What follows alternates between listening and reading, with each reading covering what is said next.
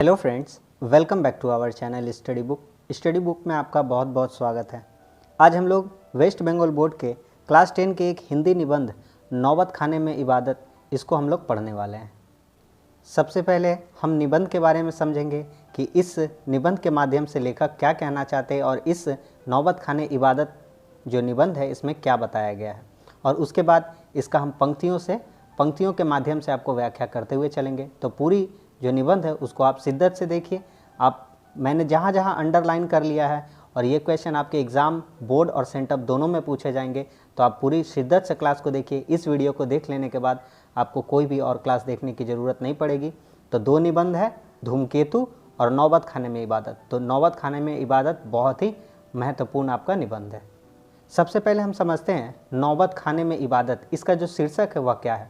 नौबत खाने का अर्थार्थ होता है ऐसा स्थान जहाँ पर शहनाई बजाई जाती है, उसी को कहते हैं नौबत खाना। और इबादत अर्थात होता है प्रार्थना करना।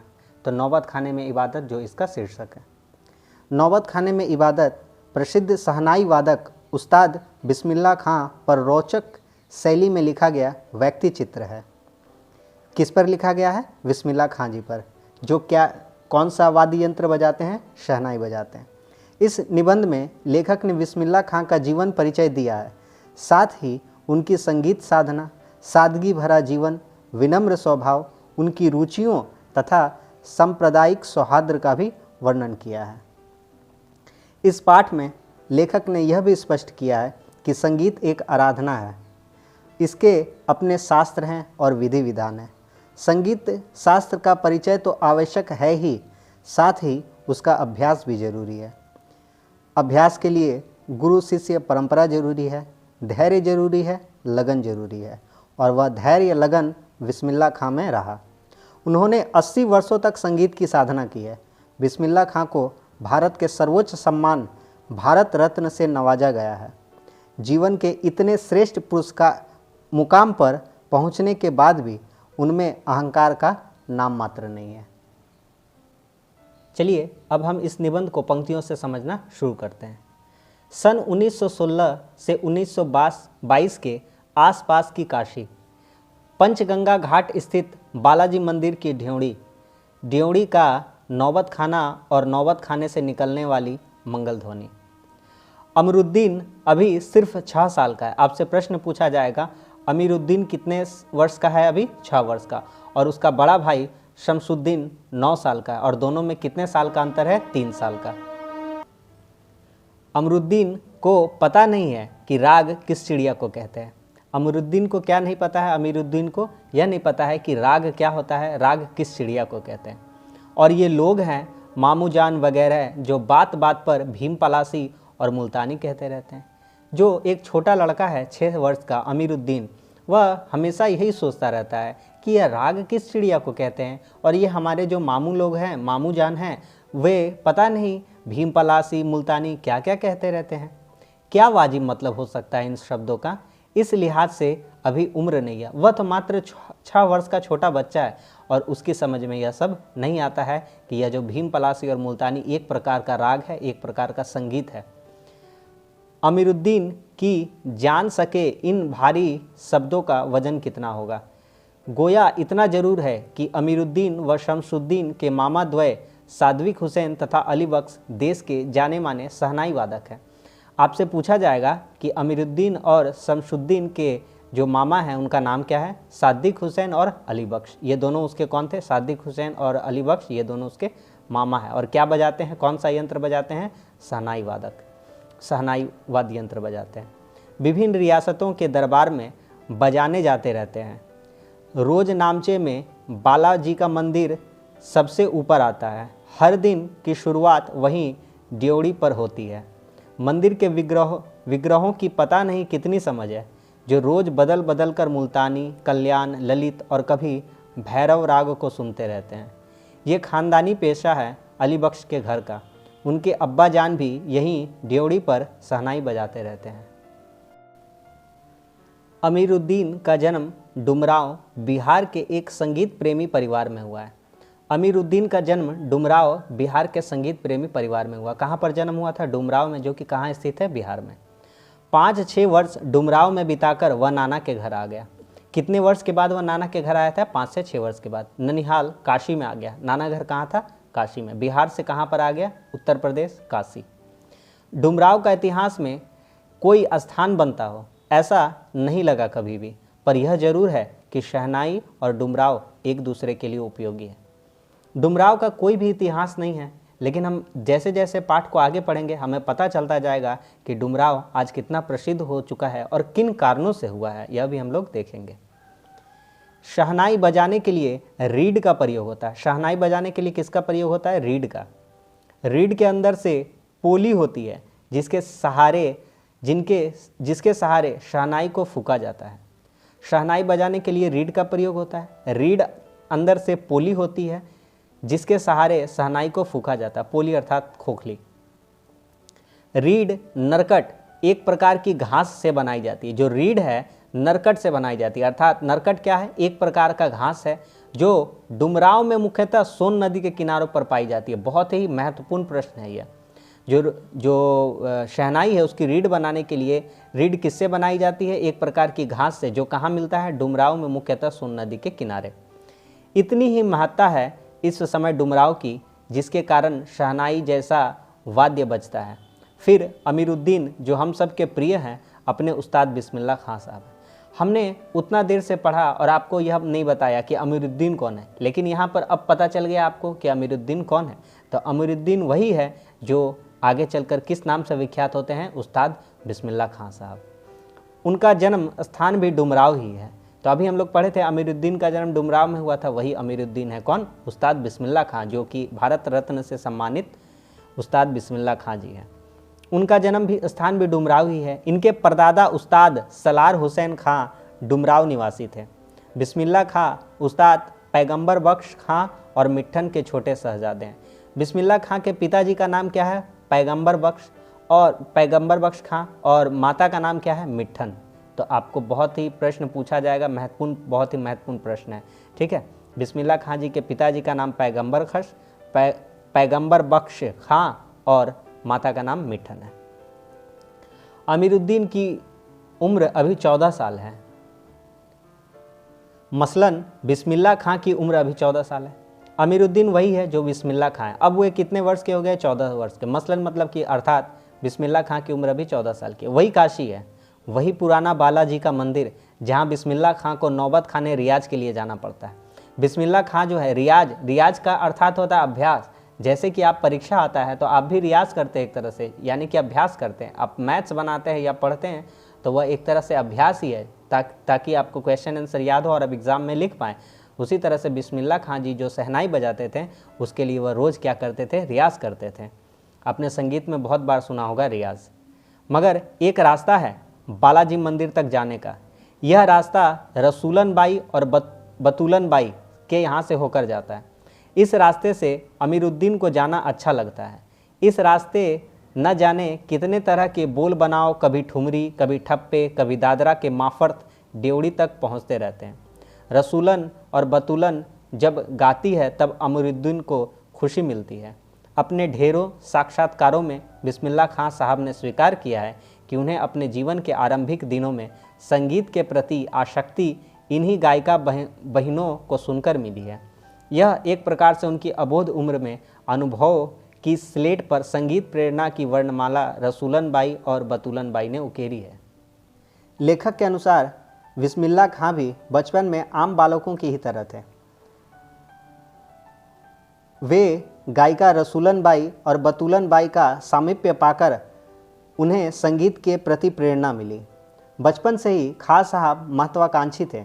वे भी जीवन में कुछ करना चाहते थे और उनको अपने जीवन के आरंभिक दिनों में संगीत के प्रति आसक्ति इन्हीं गायिका बहनों जो रसूलन बाई और बतूलन बाई उन्हीं से मिली थी।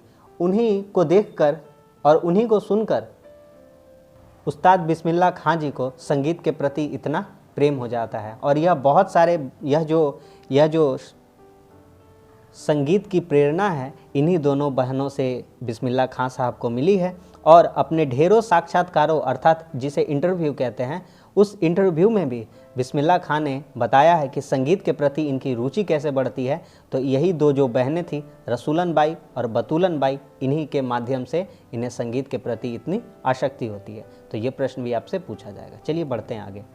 वैदिक इतिहास में शहनाई का कोई उल्लेख नहीं मिलता। वैदिक इतिहास में आपसे प्रश्न पूछा जाएगा, वैदिक इतिहास में किसका कोई उल्लेख नहीं मिलता, और 4 ऑप्शन दिए जाएंगे, उनमें से एक ऑप्शन शहनाई रहेगा, तो आपको शहनाई टिक करना होगा। इसे संगीत शास्त्रांगत सुशीर वाद्यों में गिना जाता है। अरब देशों में फूंक कर बजाए जाने वाले जिसमें नाड़ी, नरकट या रीढ़ होती है को नय बोलते हैं। नय किसे कहते हैं? अरब देशों में। कहाँ पर? अरब देशों में जो फूंक कर बजाए जाते हैं ऐसे वाद्य अर्थात जो म्यूजिकल इंस्ट्रूमेंट है, तो अरब देश में फूंक कर बजाए जाने वाले वाद्य जिसमें नरकट या रीढ़ होती है उसे क्या कहते हैं? नय कहते हैं। शहनाई को शहनय अर्थात सुशीर वाद्यों में शाह की उपाधि दी गई है। 16वीं शताब्दी के उत्तरार्ध में तानसेन के द्वारा रची बंदिश जो संगीत राग कल्पुद्रम से प्राप्त होती है में शहनाई, मुरली, बंशी, श्रृंगी एवं मूर्छंग आदि का वर्णन आया है। अवधी पारंपरिक लोकगीतों एवं चैती में शहनाई का उल्लेख बार बार मिलता है। मंगल का परिवेश प्रतिष्ठित करने वाला यह वाद्य इन जगहों पर मांगलिक विधि विधानों के अवसर पर ही प्रयुक्त हुआ है। दक्षिण भारत के मंगल वाद्य नागस्वरम की तरह शहनाई प्रभाती की मंगल ध्वनि का संपूरक है। आपसे पूछा जाएगा उत्तरार्ध में कौन सा जो वाद्य है वह प्रसिद्ध है, तो वह है शहनाई, और दक्षिण में किस तरह के, जो दक्षिण भारत है वहाँ पर मंगल जो वाद्य है उसे किस नाम से पुकारा जाता है? नागस्वरम। जिस तरह से उत्तर भारत में जो प्रमुख वाद्य है वह शहनाई है, मंगल ध्वनि जो है वह शहनाई है, और उसी तरह से जो मंगल वाद्य जो दक्षिण भारत में है वह क्या है? तो वह आपका नागस्वरम है। शहनाई की इस मंगल ध्वनि को बिस्मिल्लाह खां साहब 80 बरस से सुन रहे हैं। कितने वर्षों से वह शहनाई वादन कर रहे हैं? 80 वर्षों तक। सच्चे सुर की नेमत। 80 बरस की 5 वक्त वाली नमाज इसी सुर को पाने की प्रार्थना में खर्च हो जाती है। वह जब अपने अल्लाह से प्रार्थना करते हैं तो यही कहते हैं कि 5 वक्त का जब वह नमाज पढ़ते हैं तो एक ही प्रार्थना वह करते हैं कि हे ईश्वर, हे प्रभु, हे अल्लाह, मुझे एक सच्चा सुर दे और इसी सुर को मैं साध सकूं। और यही 5 वक्त के नमाज में जो बिस्मिल्लाह खां साहब है अपने अल्लाह से प्रार्थना स्वरूप मांगते हैं। लाखों सजदे इसी एक सच्चे सुर की इबादत में खुदा के आगे झुकते हैं। वह खुदा के आगे भी इसलिए झुकते हैं ताकि उन्हें जो अल्लाह है एक सच्चा सुर दे सके। वे नमाज के बाद सजदे में गिड़गिड़ाते हैं, मेरे मालिक एक सुर बख्श दे। सुर में वह तासीर पैदा कर कि आँखों से सच्चे मोती की तरह अनघड़ आंसू निकल आए। बिस्मिल्लाह खां साहब जी जो हैं शहनाई वादन में वे इतने प्रसिद्ध हैं कि उनका मुकाबला कोई नहीं कर सकता। वे इस जो अपने संगीत कार्य है इसके लिए तो भारत रत्न भी मिल चुका है, जो कि भारत का सर्वोच्च सम्मान है।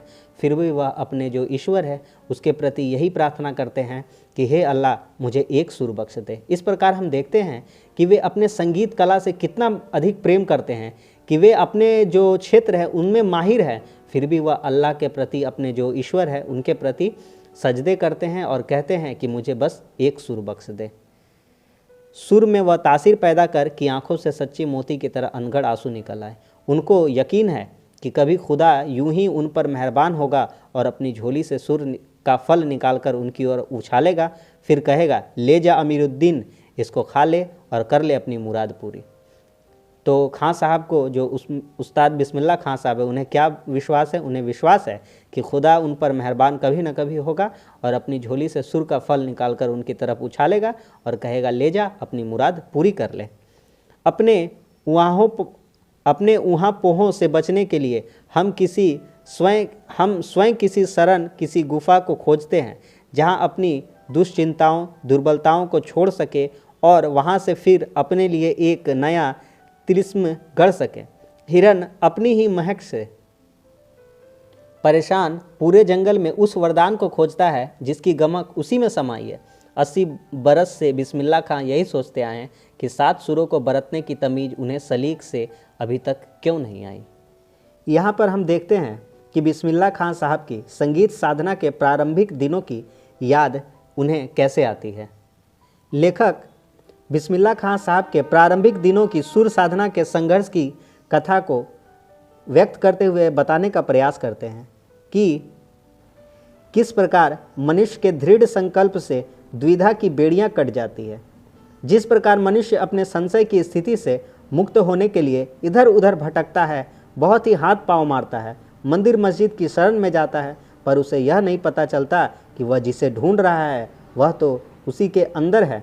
अपने ही अंदर अपने लक्ष्य को ढूंढना है। भटकने की कोई ज़रूरत नहीं है। अगर समस्या है तो उसका समाधान भी है, बस हमें उसे निकालने की ज़रूरत है।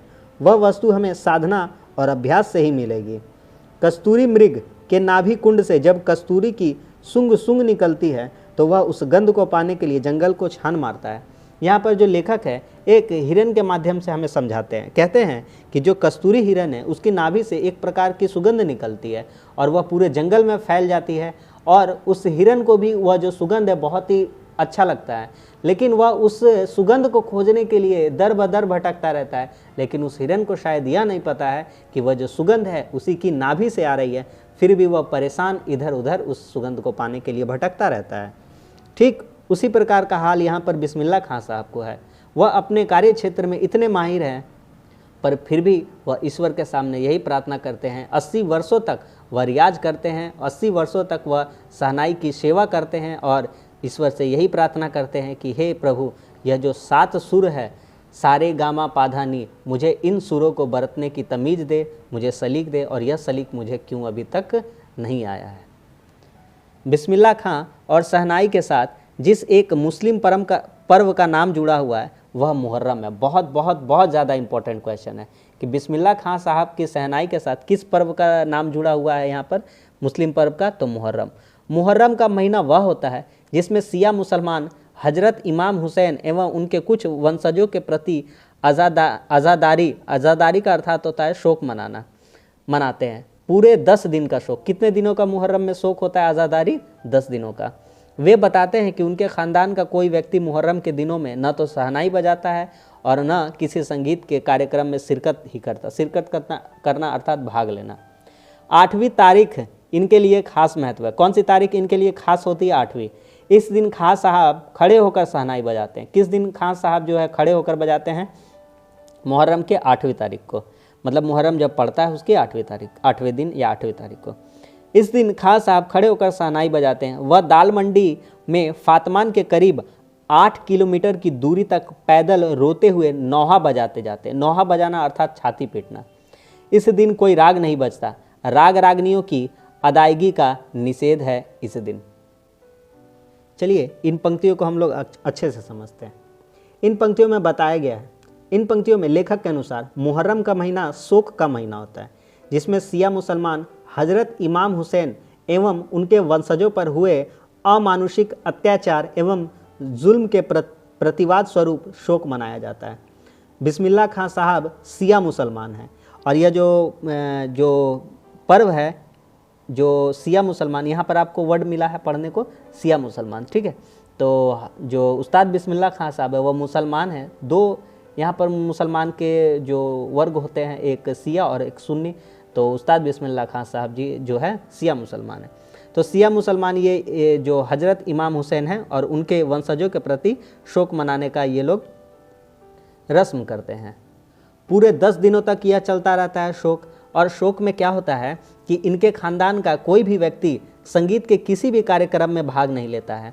8वीं तारीख सबसे ज़्यादा महत्वपूर्ण होती है क्योंकि उस दिन खां साहब खड़े होकर शहनाई बजाते हैं और पैदल रोते हुए नौहा बजाते हुए जाते हैं। कहाँ से कहाँ तक? दाल मंडी में फातमान के करीब 8 किलोमीटर की दूरी तक। इस दिन कोई राग और रागनी का मतलब राग और राग नहीं गाया जाता है। इस दिन पूरी तरह से यह निषेध होता है। उनकी आंखें इमाम हुसैन और उनके परिवार के लोगों की शहादत में नम रहती है। अज़ादारी होती है, हजारों आंखें नम। 1000 बरस की परंपरा पुनर्जीवित। और यह जो परंपरा है कितने वर्षों से चली आ रही है? 1000 वर्षों से। मुहर्रम संपन्न होता है। एक बड़े कलाकार का सहज मानवीय रूप ऐसे अवसर पर आसानी से दिख जाता है। इन पंक्तियों में हम देखते हैं कि जो उस्ताद बिस्मिल्लाह खां साहब है वह इतने बड़े कलाकार होकर भी एक सहज मानव है, यह हमें आसानी से इन पंक्तियों में देखने को मिल जाता है। मुहर्रम के गमज़दा माहौल से अलग कभी कभी सुकून के क्षणों में वे अपनी ज़िंदगी के दिनों को याद करते हैं। वे अपने जुनून को अधिक याद करते हैं, अपने अब्बाजान और उस्ताद को कम। पक्का महल की कुलसुम हलवाइयन की कचौड़ी वाली दुकान व गीताबली और सुलोचना को ज़्यादा याद करते हैं। कैसे सुलोचना उनकी पसंदीदा हीरोइन रही थी। आपसे पूछा जाएगा खान साहब की जो पसंदीदा हीरोइन कौन थी, वो सुलोचना थी। बड़ी रहस्यमय मुस्कुराहट के साथ गालों पर चमक आ जाती है। खान साहब की अनुभवी आंखें और जल्द ही खिस से हंस देने की ईश्वरीय कृपा आज भी बदस्तूर कायम है। जो खान साहब हैं इस जो मुहर्रम के गमज़दा माहौल में है, इसमें कभी कभी वह सुकून के जो क्षण है वह अपने जीवन के लिए याद करते हैं और याद करते हैं कि वह उस अपने ज़माने में, अपने दौर में, अपने बचपन के दिनों में किस तरह का वह दिन था। अपने अब्बा जान और उस्ताद को वह कम ही याद करते हैं, लेकिन अब जिस क्षेत्र में रहते थे, पक्का महल और कुलसुम हलवाइयन की कचौड़ी, एक कचौड़ी दुकान था जिसका नाम क्या था, कुलसुम हलवाइयन, ठीक है, उनकी कचौड़ियों को बहुत ही याद करते हैं और सुलोचना को भी अत्यधिक याद करते हैं। सुलोचना कौन, उनकी पसंदीदा हीरोइन थी कि किस प्रकार उनकी जो रहस्यमय मुस्कुराहट के साथ गालों पर चमक आ जाती है। खां साहब की अनुभवी आंखें और जल्द ही खिस से हंस देने की ईश्वरीय कृपा आज भी बदस्तूर कायम है। आज भी खां साहब के चेहरे पर यह चमक रहती है और उनकी अनुभवी आंखें और किसी भी बात पर जल्दी से खिस से हंस देने की जो कृपा है आज भी उनके चेहरे पर कायम है। इस बाल सुलभ हंसी में कई यादें बंद है। वे जब उनका जिक्र करते हैं तब फिर उसकी नैसर्गिक आनंद में आंखें चमक उठती है। अमीरुद्दीन तब सिर्फ 4 साल का रहा होगा। वह छुपकर नाना को शहनाई बजाते हुए सुनता था। रियाज के बाद अब यहाँ पर जो लेखक है वो थोड़ा सा जो उस्ताद बिस्मिल्लाह खां साहब है उनके प्रारंभिक जीवन जब वे छोटे थे उनकी बात हमें बताते हैं। अमीरुद्दीन तब सिर्फ 4 साल का जब था, वह छुपकर नाना को शहनाई बजाते हुए सुनता था। रियाज के बाद जब अपनी जगह से उठकर चले जाएं तब जाकर ढेरों छोटी बड़ी शहनाइयों की भीड़ से अपने नाना वाली शहनाई ढूंढता और एक एक शहनाई को फेंक कर खारिज करता जाता। सोचता लगता है मीठी वाली शहनाई दादा कहीं और रखते हैं। जब खान साहब के जो दादाजी हैं वे शहनाई बजाते थे तो उससे बहुत ही मधुर ध्वनि निकलती थी। और जो बिस्मिल्लाह खान साहब हैं जब छोटे थे, अमीरुद्दीन जिनका नाम है, वे सोचते थे कि जो मेरे नाना जी है वे लगता है मीठी शहनाई कहीं और रखते हैं। और छोटे बड़े जितने भी शहनाई उनके नाना के पास रहते थे वे सभी को छानबीन करते थे और बजा कर देखते थे। लेकिन यह जो 4 वर्ष का बालक है उसको तो कुछ भी संगीत के बारे में, शहनाई के बारे में उस वक्त पता नहीं था, उसे तो बजाना ही नहीं आता था। लेकिन जिसे बजाना आता है वह तो किसी भी प्रकार की शहनाई हो उससे जो मधुर ध्वनि है वह निकाल ही लेगा। और जो इनके नाना थे वह इस कार्य में बहुत ही उस्ताद थे। तो बिस्मिल्लाह खां साहब यही सोचते हैं कि मीठी शहनाई जो है नाना जी कहीं और रखते लग रहा है, इनमें से कोई भी तो मीठी शहनाई मुझे मिल नहीं रही है। जब मामू अली बख्श खां जो उस्ताद भी थे शहनाई बजाते हुए सम पर आए तब वह धड़ से एक पत्थर ज़मीन पर मारता था। संगीत में होता है सम, जब आप संगीत के बारे में कुछ समझिएगा तब आपको पता चलेगा सम क्या होता है, ठीक है। तो आप इतना ही जान लीजिए संगीत के बारे में। जब मामा जी शहनाई बजाते हुए सम पर आए तब वह धड़ से एक पत्थर ज़मीन पर मारता था। सम पर आने की तमीज़ उन्हें बचपन में ही आ गई थी, मगर बच्चे को यह नहीं मालूम था कि दाद वाह करके दी जाती है, सिर हिला कर दी जाती है, पत्थर पटक कर नहीं। और बचपन के समय फिल्मों के बुखार के बारे में तो पूछना ही क्या। जो उस्ताद बिस्मिल्लाह खां साहब है अपने बचपन में फिल्मों के बहुत ही शौकीन थे। उस समय 3rd क्लास के लिए 6 पैसे का टिकट मिलता था। कितने का टिकट मिलता था? 6 पैसे का 3rd क्लास के लिए। अमीरुद्दीन 2 पैसे मामू से, 2 पैसे मौसी से और 2 पैसे नानी से लेता था। आपको पता चल जाएगा, यहाँ से प्रश्न पूछा जाएगा किससे किससे पैसा लेता था, मामू से, मौसी से और नानी से। फिर घंटों लाइन में लगकर टिकट हासिल करता था। इधर सुलोचना की नई फिल्म सिनेमा हॉल में आई, उधर अमीरुद्दीन अपनी कमाई लेकर चला फिल्म देखने, जो बालाजी मंदिर पर रोज़ शहनाई बजाने से उसे मिलती थी। वह पैसा अब धीरे धीरे वह पैसा भी कमा लेते थे। कहाँ पर? जो बालाजी मंदिर है वहाँ पर वह रोज़ शहनाई बजाते थे, वहाँ से उन्हें पैसे मिलते थे। एक अठन्नी मेहनताना, मेहनत से कमाते थे। कितनी? एक अठन्नी। उस समय पर यह शौक जबरदस्त कि सुलोचना की नई फिल्म न छूटे। उस पर यह जो जबरदस्त शौक था कि सुलोचना की कोई भी नई फिल्म छूटनी ना चाहिए। और कुलसुम की देसी घी वाली दुकान, वहाँ की संगीतमय कचौड़ी। संगीतमय कचौड़ी इस तरह क्योंकि कुलसुम जब कलकलाते घी में कचौड़ी डालती थी उस समय क्षण से उठने वाली आवाज़ में उन्हें सारे आरोह अवरोह दिख जाते थे। आरोह अवरोह क्या होता है? आरोह मतलब चढ़ना, अवरोह मतलब उतरना। संगीत में सा रे गा मा पा धा नी ये चढ़ना होता है और वहाँ से फिर वापस उतरना ये क्या होता है? अवरोह होता है। राम जाने कितने ने ऐसी कचौड़ियाँ खाई होंगी, मगर इतना तय है कि अपने खां साहब रियाजी और स्वादी दोनों रहे हैं। और इस बात में कोई शक नहीं कि दादा की मीठी शहनाई उनके हाथ लग चुकी है। अब जैसे जैसे वो बड़े हो गए हैं, अब दादा जो उनके नाना थे उनकी मीठी शहनाई हाथ लग चुकी है। मीठी शहनाई हाथ लगने का तात्पर्य यह है कि अब उन्हें जो संगीत है, वह जो शहनाई है बजाना आ गया है। अब उनके मुख से भी, उनके शहनाई से भी मधुर ध्वनि निकलने लगी है। लेखक यहाँ बताते हैं कि एक कचौड़ी दुकान थी जिसका नाम है कुलसुम हलवाई, ठीक है। वहाँ पर ये रोज़ कचौड़ी खाने जाते थे। सुलोचना की तो फिल्म देखते ही थे। और जब कुलसुम है कलकलाते मतलब जो उबलते हुए घी में कचौड़ियाँ डालती थी तो उससे छन की आवाज़ निकलती थी। और इस छन की आवाज़ में जो अपने बिस्मिल्लाह खां साहब है वे सारे आरोह अवरोह वे कर लेते थे। राम जाने कितनों ने, लेखक कहते हैं कि इस ऐसी कचौड़ियाँ तो लाखों लोग वहाँ पर, हजारों लोग, सैकड़ों लोग खाते थे। लेकिन उनमें से जो अपने बिस्मिल्लाह खां साहब हैं वे पक्का रियाजी और स्वादी दोनों थे। उन्हें वे स्वाद भी ले लेते थे और जब वे घी में कलकलाते घी में उबलते घी में कचौड़ी डालती थी वे रियाज भी कर लेते थे, आरोह अवरोह भी कर लेते थे। ठीक है, आगे बढ़ते हैं।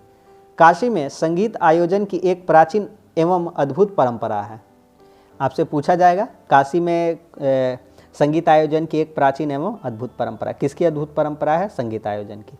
यह आयोजन पिछले कई वर्षों से संकट मोचन मंदिर में होता है। कहाँ पर? संकट मोचन महावीर जी के मंदिर में।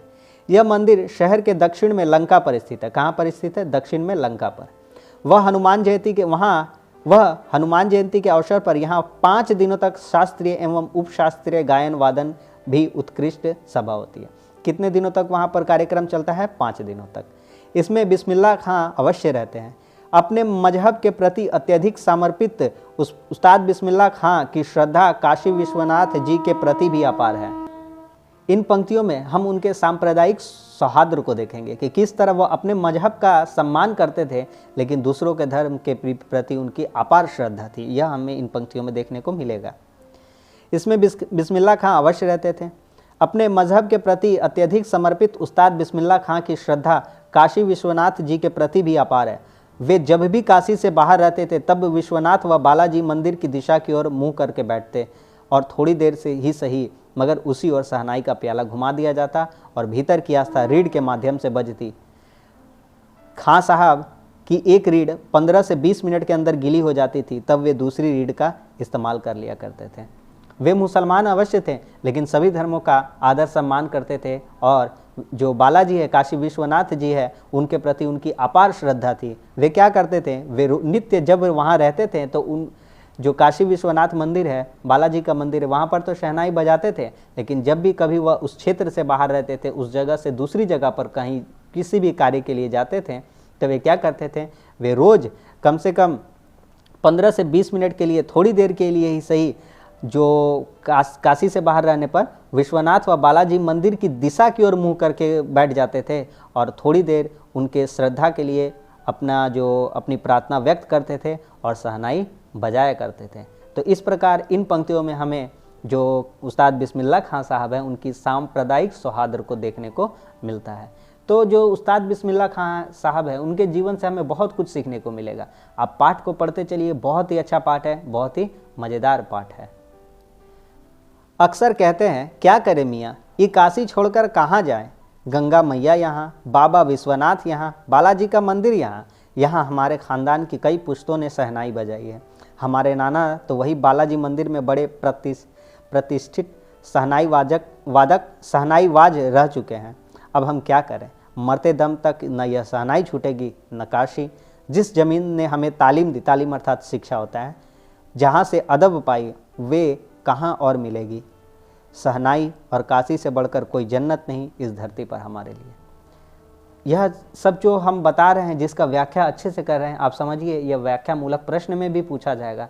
बस आप पूरी शिद्दत से मुझ पर भरोसा करिए और पाठ को समझते हुए चलिए, बहुत ही अच्छे से मैं समझा दूंगा। देखिए, कहते हैं, अक्सर कहा करते हैं जो खान साहब है, उस्ताद बिस्मिल्लाह खान साहब, क्या करें मियाँ, ये काशी छोड़कर हम जाएं तो जाए कहाँ। यहाँ पर गंगा मैया रहती है, गंगा नदी की बात की जा रही है, बाबा विश्वनाथ जी रहते हैं, यहाँ पर बालाजी का मंदिर है, हमारे खानदान के कई पुश्तों ने शहनाई बजाई है। सिर्फ उस्ताद बिस्मिल्लाह खान साहब, इनके नाना साहब ही नहीं, कई पुश्तों ने इस मंदिर में, बालाजी मंदिर में शहनाई बजाई है। हमारे नाना तो वही बालाजी मंदिर में बड़े प्रतिष्ठित शहनाई बाज रह चुके हैं। अब हम क्या करें, मरते दम तक हमसे यह न शहनाई छूटेगी और न काशी। मरते दम तक जो खान साहब है क्या नहीं छोड़ सकते थे, शहनाई और अपने जो ननिहाल थे, काशी में जो रहते थे, उस जगह को नहीं छोड़ सकते थे, क्योंकि वहाँ पर क्या क्या था, गंगा मैया थी, बाबा विश्वनाथ थे और बालाजी का मंदिर था। जिस ज़मीन ने हमें तालीम दी, इन्हीं ज़मीन पर इन्हें इज्जत, रुतबा, सम्मान और शिक्षा मिलती है। इसीलिए यह जो क्षेत्र है, काशी का क्षेत्र है, उस्ताद बिस्मिल्लाह खान साहब के लिए किसी धरती के स्वर्ग से भी कम नहीं है। इसीलिए वह कहते हैं कि मैं इस जन्नत को छोड़कर कहीं और नहीं जा सकता। शहनाई और काशी से बढ़कर कोई जन्नत नहीं इस धरती पर हमारे लिए। उस्ताद बिस्मिल्लाह खान साहब के जो विचार हैं बहुत ही महान थे। वे इतने प्रतिष्ठित होने के बावजूद भी अपने जो ज़मीन है उससे जुड़े हुए रहते थे। पर आज के हम कुछ लोगों को देखते हैं कि ज़रा सा उन्हें नेम और फेम मिलता है तो वह अपने देश का सम्मान भी नहीं करते हैं और दूसरे देशों के गुण गाते रहते हैं। लेकिन जो उस्ताद बिस्मिल्लाह खान साहब है, अपनी धरती को, अपने जन्मभूमि तो नहीं कहेंगे क्योंकि इनका जन्मभूमि डुमरांव काशी था, माफ़ कीजिएगा, डुमरांव बिहार में था, लेकिन जो काशी है उनको अपने स्वर्ग, जो उसे जन्नत मानते हैं और अपने ही मुल्क में, अपने ही जो क्षेत्र है उसी में रहना चाहते हैं। काशी संस्कृति की पाठशाला है। शास्त्रों में आनंद कानन के नाम से प्रतिष्ठित काशी में कलाधर हनुमान व नृत्य विश्वनाथ है। काशी में बिस्मिल्लाह खां है। काशी में हजारों सालों का इतिहास है, जिसमें पंडित कंठे महाराज हैं, विद्याधरी है, बड़े रामदास जी हैं, मौजुद्दीन खां है। वह इन रसिकों से उपकृत होने वाला अपार जन समूह है। यह एक अलग काशी है, जिसकी अलग तहजीब है, अपनी बोली और अपने विशिष्ट लोग हैं। इनके अपने उत्सव है, अपना गम, अपना सेहरा बनना और अपना नौहा। आप यहाँ संगीत को भक्ति से, भक्ति को किसी भी धर्म के कलाकार से, कजरी की चैती से, विश्वनाथ को विशालाक्षी से, बिस्मिल्लाह खां को गंगा द्वार से अलग करके नहीं देख सकते। काशी की जो खूबसूरती है उसका बखान यहाँ पर किया गया है और लेखक ने इन पंक्तियों के माध्यम से काशी की जो विशेषता है वह हमें बताने का प्रयास किया है। आगे बढ़ते हैं। अक्सर समारोह एवं उत्सवों में दुनिया कहती है कि ये बिस्मिल्लाह खां है। बिस्मिल्लाह खां का मतलब बिस्मिल्लाह खां की शहनाई, शहनाई का तात्पर्य बिस्मिल्लाह खां का हाथ।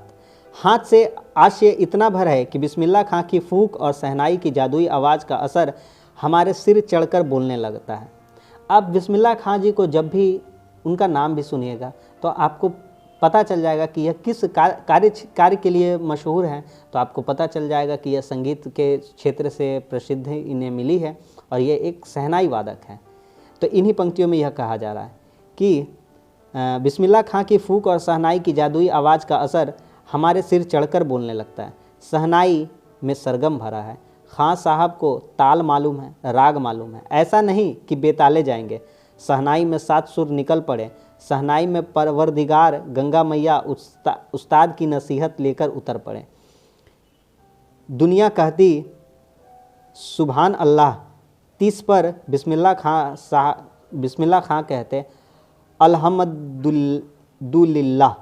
छोटी छोटी उपज से मिलकर एक बड़ा आकार बनता है। शहनाई का करतब शुरू होने लगता है। बिस्मिल्लाह खां का संगीत सुरीला होना शुरू हुआ। फूक में अजान की तासीर उतरती चली आई।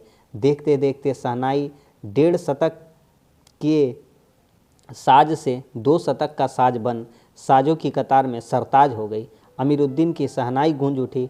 उस फ़कीर की दुआ लगी जिसने अमीरुद्दीन से कहा था, बजा बजा। इन पंक्तियों में लेखक बताते हैं कि किस तरह से जो बिस्मिल्लाह खां साहब है अब धीरे धीरे बड़े हो रहे हैं। अब उनमें वह उन्हें तालीम आ रही है जो ईश्वर से वह रोज़ अपने नमाज में प्रार्थना करके मांगते थे, सच्चे सुर की प्रार्थना करते थे। अब ईश्वर ने उन्हें वह सच्चा सुर देना शुरू कर दिया है। और जो अमीरुद्दीन है अब वह विश्व प्रसिद्ध हो चला है और वह एक सरताज हो गया है। वह उसकी शहनाई गूंज उठी है और उस फ़कीर की दुआ उसे लग गई है जिसने अमीरुद्दीन से कहा था। कभी देखते हुए एक फ़कीर ने उन्हें कहा था कि बजा बजा, तुम बहुत अच्छा बजाते हो। किसी दिन एक शिष्या ने डरते डरते खां साहब को टोका, बाबा आप यह क्या करते हैं। एक जो शिष्या थी, पत्रकार भी हम समझ सकते हैं या कुछ भी समझ सकते, एक शिष्या थी। एक शिष्या ने डरते डरते खां साहब से पूछा, टोका उन्हें, आप यह क्या करते हैं, इतनी प्रतिष्ठा है आपकी, अब तो आपको भारत रत्न भी मिल चुका है, यह फटी तहमद ना पहना कर, तहमद अर्थात लुंगी, यह फटी लुंगी ना पहना कर। जो बिस्मिल्लाह खां साहब है बहुत ही साधारण व्यक्ति है। हमने आपको पहले ही बताया कि वे सादगी भरा जीवन जीना पसंद करते हैं, वे किसी भी तरह के दिखावेपन में नहीं जीना चाहते हैं। क्यों? क्योंकि वह भारत के सर्वोच्च सम्मान भारत रत्न से भी नवाजे जा चुके हैं। फिर भी आप उन्हें जब देखेंगे तो आप यह पाएंगे कि वह ऐसा प्रतीत होगा कि वह एक साधारण मामूली से इंसान है। क्यों? क्योंकि भारत रत्न मिलने के बावजूद भी वह फटी सी एक लुंगी पहनते थे। अच्छा नहीं लगता। जब भी कोई आता है आप इसी फटी तहमद में सबसे मिलते हैं। वह शिष्या उनसे पूछती है, टोकती है कि यह क्या कर रहे हैं आप, आपको तो भारत रत्न मिल चुका है, आपकी इतनी प्रतिष्ठा है, आपका इतना लोग गुणगान करते हैं और आप इतने साधारण से रहते हैं, सूट बूट वगैरह नहीं पहनते हैं और फटी लुंगी पहन कर रहते हैं। खां साहब मुस्कुराए, लाड़ से भरकर बोले, दत्त पगली, ये भारत रत्न हमको शहनाई पे मिला है, लुंगिया पे ना ही। बहुत ही प्यारा और बहुत ही सटीक जवाब यहाँ बिस्मिल्लाह खां साहब देते हैं कि जो खां साहब को जो उपाधि दी गई है, भारत रत्न से सम्मान से नवाजा गया है, वह उनकी शहनाई के लिए मिला है, वह उनके शहनाई की रियाज के लिए, अभ्यास के लिए मिला है, न कि बिस्मिल्लाह खां साहब को मिला है। उनके उस कार्य के लिए मिला, उनकी लगन और साधना के लिए मिला है, फटी लुंगी के लिए नहीं मिला है। तुम लोगों की तरह बनाव सिंगर देखते रहते तो उम्र ही बीत जाती, हो चुकती शहनाई। ठीक कहते हैं बिस्मिल्लाह खां साहब। आज के जो मामले से कुछ सिंगर्स है, वे सिंगर्स तो है, गायक तो है नहीं, और एक दो गाने जो है उनके प्रसिद्ध हो जाते हैं तो वे समझते हैं कि उनसे बड़ा सिंगर तो कोई है ही नहीं। लेकिन यहाँ भारत रत्न जो प्राप्त करता है बिस्मिल्लाह खां साहब, उनकी जो जीवन है उनसे हमें यह सीखना चाहिए कि आदमी को कितनी भी प्रसिद्धि मिल जाए, अपने ज़मीन से हमें हमेशा जुड़ा हुआ रहना चाहिए। और ठीक कहते हैं खां साहब कि अगर वे भी इस तरह से अपना पहनावा बदल देते, अपना लहजो जो रहने का तौर तरीका है वह बदल देते हैं, तो आज भी वह इतने प्रसिद्ध ना हुए होते जितना कि आज हैं। इसीलिए कहते हैं कि तुम लोगों की तरह बनाव सिंगर देखते रहते हैं तो उम्र बीत जाती, और मैं बनावा करता तो यह उम्र बीत जाती और संगीत की साधना भी नहीं कर पाता। तब क्या खाक रियाज हो पाता? ठीक है बेटिया, आगे से नहीं पहनेंगे, मगर इतना बता ही देते हैं कि मालिक से यही दुआ है, फटा सुर न बख्शे। लेकिन उस लड़की से कहते हैं जो उनकी शिष्या है कि ठीक है, हम आज से फटी लुंगी नहीं पहनेंगे, लेकिन बस ईश्वर से इतना ही प्रार्थना करेंगे कि हमें फटा सुर न बख्शे। लुंगिया का क्या है, आज फटी है तो कल सिल जाएगी। सन 2000 की बात है। पक्का महाल, काशी विश्वनाथ से अलग हुआ अधिकतम इलाका, उसे ही कहते हैं पक्का महाल, से मलाई बर्फ़ बेचने वाले जा चुके हैं। खां साहब को इसकी कमी खलती है। अब देसी घी में वह बात कहाँ वह कचौड़ी जलेबी। खां साहब को बड़ी शिद्दत से कमी खलती है। अब संगतियों के लिए गायकों के मन में कोई आदर नहीं रहा। खां साहब अफसोस जताते हैं, अब घंटों रियाज को कौन पूछता है। हैरान बिस्मिल्लाह खां, कहाँ वह कजली, चैती और अदब का ज़माना। बिस्मिल्लाह खां साहब अपने पुराने दिनों को याद करते हैं और कहते हैं कि पहले की तरह अब कुछ भी नहीं रहा चुका है। अब तो घंटों रियाज को कौन पूछता है। अब तो मात्र आधा एक घंटा रियाज ही कर लेने से लोग सोचते हैं कि हमसे बड़ा कोई जो गायक है, जो शहनाई वादन है या किसी भी प्रकार का जो वाद्य यंत्र बजाता हो, वह इतने घंटों रियाज नहीं करता है। यही कहना चाहते हैं। सचमुच हैरान करती है। काशी पक्का महाल से जैसे मलाई बरफ गया। संगीत, साहित्य और अदब की बहुत सारी परंपराएं लुप्त हो गई। एक सच्चे सुर साधक और सामाजिक की भांति बिस्मिल्लाह खां साहब को इन सब की कमी खलती है। काशी में जिस तरह बाबा विश्वनाथ और बिस्मिल्लाह खां एक दूसरे के पूरक रहे हैं, उसी तरह मुहर्रम, ताजिया और होली, अबीर, गुलाल की गंगा जमुनी संस्कृति भी एक दूसरे के पूरक हैं। अभी जल्द ही बहुत कुछ इतिहास बन चुका है, आगे भी बहुत कुछ इतिहास बन जाएगा। फिर भी कुछ बचा है जो सिर्फ काशी में है। काशी आज भी संगीत के स्वर पर जागती है और उसकी थापों पर सोती है। काशी में मरण भी मंगल माना गया है। ऐसा कहा जाता है कि काशी में अगर आप मरते हैं, काशी में आपकी मृत्यु होती है तो आपको मोक्ष की प्राप्ति होती है, ऐसा कहा जाता है। काशी आनंद का आनंद है, आनंदों का वन है। सबसे बड़ी बात है कि काशी के पास उस्ताद बिस्मिल्लाह खां जैसे लय और सुर की तमीज सिखाने वाले नायाब हीरा रहा है, जो हमेशा से दो कौमों को एक होने व आपस के भाईचारे के साथ रहने की प्रेरणा देता रहा है। हम इन पंक्तियों में, हम जब यह पाठ पढ़ रहे थे, हमने अच्छे से देखा कि किस तरह से जो उस्ताद बिस्मिल्लाह खां साहब एक मुसलमान होते हुए भी अपने मजहब के प्रति तो प्रेम रखते ही थे, और जो दूसरे धर्म हैं, जो हिंदू धर्म है, उनके भी प्रति उनकी अपार श्रद्धा थी। किस तरह से वह काशी विश्वनाथ बालाजी के मंदिर में पूजा भी किया करते थे, शहनाई भी बजाया करते थे और सबके साथ मिलजुल करके रहते थे। और यही हमें भी संदेश देते हैं कि जो दो कौम है, चाहे वह कोई भी दो कौम हो, कोई भी दो जाति, कोई भी जो दो धर्म हो, वह आपस में भाईचारे के साथ रहे, यही प्रेरणा हमें देते हैं। भारत रत्न से लेकर, और ऐसा नहीं है कि सिर्फ इन्हें भारत का सर्वोच्च सम्मान भारत रत्न में ही मिला है, इन्हें विदेशों से भी बहुत सारे पुरस्कार मिले और भारत में भी बहुत तरह के जो पुरस्कार होते हैं, बहुत तरह के विभिन्न क्षेत्रों से पुरस्कार इन्हें मिल चुके हैं।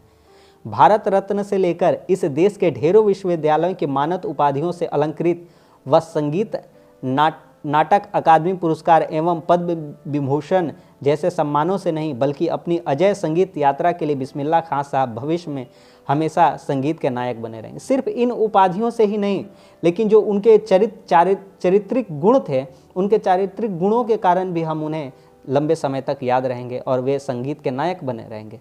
90 वर्ष की पूरी भूरी आयु में 21 अगस्त 2006 को संगीत रसिकों की हार्दिक सभा से विदा हुए खां साहब की सबसे बड़ी देन हमें यही है कि पूरे 80 बरस उन्होंने संगीत को संपूर्णता एवं एकाधिकार से सीखने की जिजीविषा को अपने भीतर जिंदा रखा। पूरे 90 वर्ष की उम्र में पूरे 80 वर्ष तक उन्होंने अपने जो जीवन है उसको समर्पित कर दिया था। किसके प्रति? अपने शहनाई के प्रति। और रोज़ वह कुछ न कुछ नया सीखने का प्रयास करते रहते थे और अपनी जो पूरी ज़िंदगी है उन्होंने शहनाई के प्रति समर्पित कर दी थी। तो यह था पूरा निबंध। तो आपने देखा, यह जो चैप्टर है यह एक व्यक्ति चित्र ना होकर के बहुत सारी बातें हमें इस जो निबंध है, इस पाठ से है, उस्ताद बिस्मिल्लाह खां के जो चारित्रिक गुण हैं उनसे सीखने को मिलती है। तो उम्मीद करता हूँ यह पाठ आपको समझ में आया होगा और बहुत ही अच्छा लगा। उम्मीद करता हूँ आपको समझ में आएगा। वीडियो अच्छा लगा तो लाइक कर दीजिए, दोस्तों में शेयर कर दीजिए, चैनल पर नए हैं तो चैनल को सब्सक्राइब कर दीजिए। बहुत सारा कंटेंट मैंने डाल रखा है, हिंदी के ऑलमोस्ट सभी चैप्टर्स मैंने करा दिए हैं, तो आप चैनल पर जाइए, प्लेलिस्ट में आपको मिल जाएगा। क्वेश्चन आंसर भी कराए हैं, मैथ्स, इंग्लिश जो भी पढ़ना चाहते हैं क्लास 10 का आपको वेस्ट बंगाल बोर्ड का मिल जाएगा। तो चलिए, वीडियो अच्छा लगा तो लाइक कर दीजिए और चैनल को सब्सक्राइब कर दीजिए। चलिए मिलते हैं अब अगले क्लास में, तब तक के लिए धन्यवाद। जय हिंद।